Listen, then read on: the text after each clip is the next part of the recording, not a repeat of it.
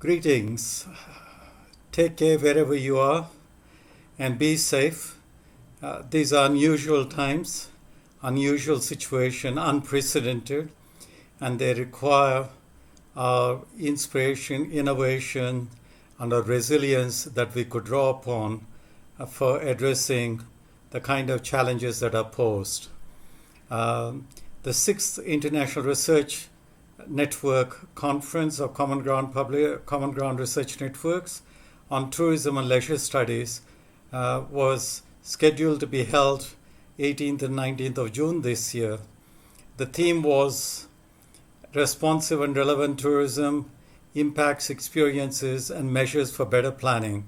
Now, that was based upon our pre-pandemic issues that we were addressing, such as overcrowding, benefit analysis, integrated local area planning, and many other concerns.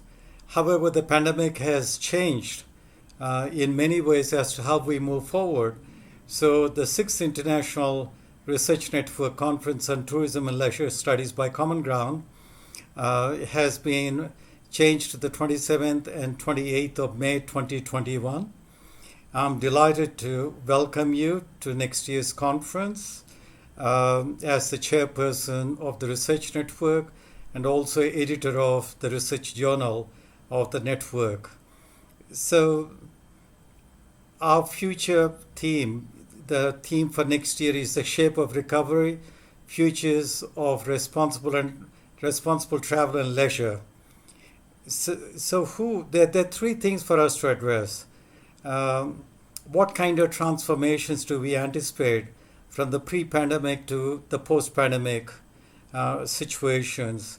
Who shapes the future? Who shapes the recovery? What is the location of rights holders? How do we do benefit analysis from the lessons that we are learning during the lockdown or the pandemic situation? What lessons are we learning as we reopen our spaces for tourism and leisure across the world? So that's one of the first things, that I would really like you to address in the next 1 year. The second thing that I'd like you to address is this whole question of physical distancing.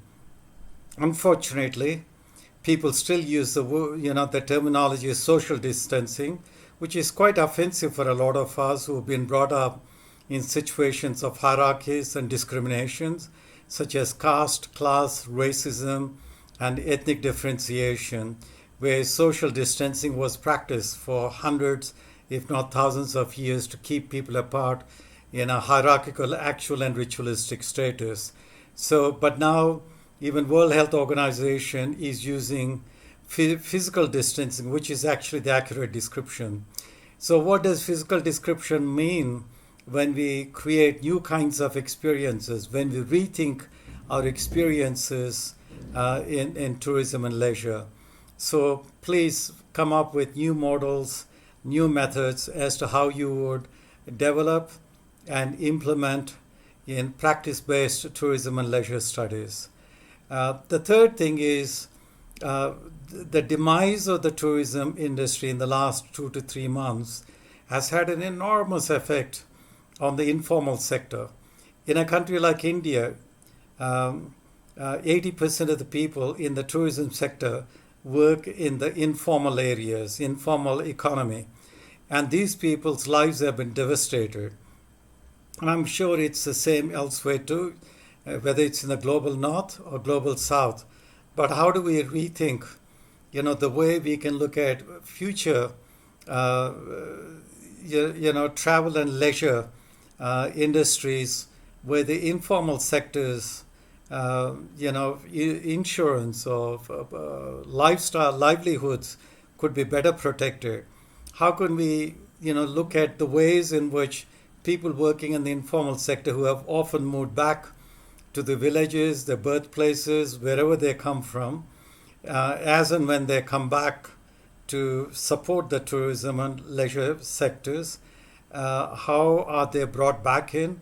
What about their rights? What about the protective measures for them?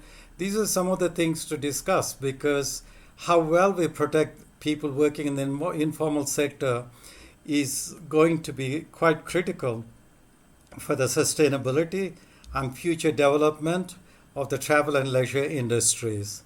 So I would really appreciate if you could think of the transformations, the so-called the social or what we call physical distancing, the structure, location, and future of the informal sector, and a whole range of other issues that you're all dealing with in different parts of the world. For example, 83% of the World Heritage Sites have been closed. As they reopen, what does the outstanding universal value mean in the context of recovery and relocation and the transformation of the tourism sector? And how do we locate the heritage values, the cultural values of local communities who will necessarily have to take ownership of our recovery plans if we want to be sustainable, if we want to be accountable, if our processes are to be inscribed with the ownership of the primary rights holder communities. So what are the ways as we move forward? So taking these three things into consideration, I would really appreciate it if you could focus on new research, rethink your current research, and send us your research articles which will be double-blind refereed for publication. And please also send us news and bulletins. We'd love to hear from you.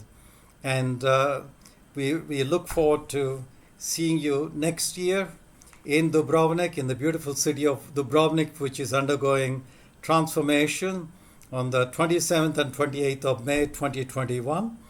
And we hope to have a very productive and solid research network meeting. And I leave you with this message. Thank you very much. I'm currently the chair of your research network, the editor of your journal, but also professor of inclusive cultural leadership at Anant National University in the World Heritage City of Ahmedabad, and director of the International Center for Inclusive Cultural Leadership, which is a member of the UNESCO Unity Network for Culture, Tourism, and Development. I wish you all the best and take care, be safe. God bless. Bye-bye.